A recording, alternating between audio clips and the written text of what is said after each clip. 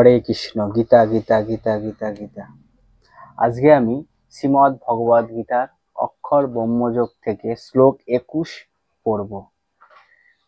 অব্যক্ত ক্ষয় হতন্তস্তমাহু পরমাং গতিম য প্রাপ্য নবন্তন্তে তৎমাদো পরম মম।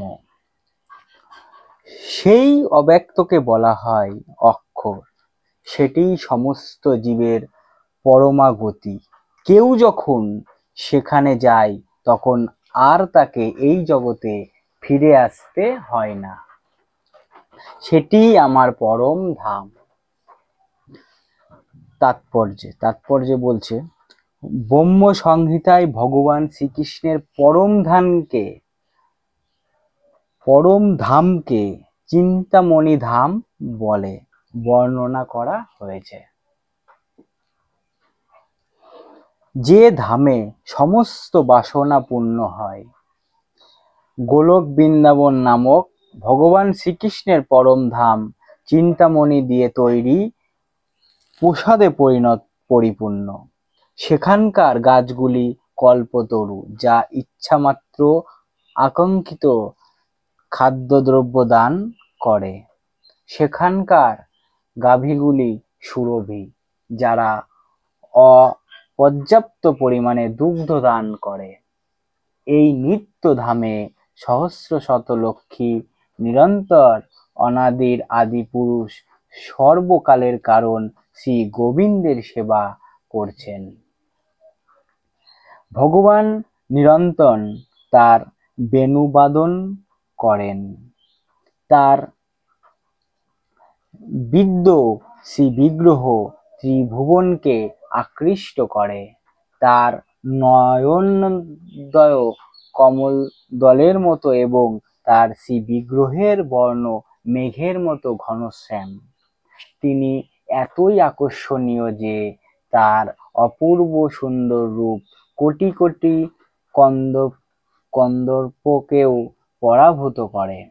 তার পরনে পীত বসন, গোলক দেশে বনমালা এবং কেশদামে শিখিপুচ্ছ।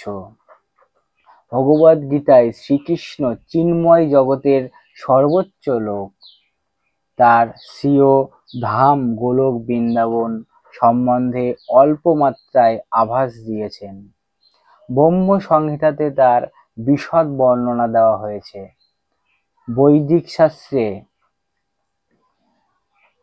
কঠোপনিষদ 1.3.11 উল্লেখ করা হয়েছে যে ভগবানের চিন্ময় ধামের থেকে উত্তম আর কিছুই নেই এবং সেই ধামই পরমাগতি।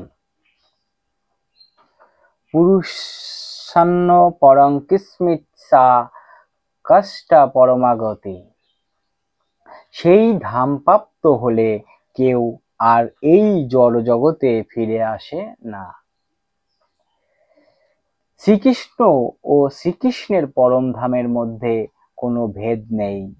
তারা সমান চিদগুণ সম্পন্ন।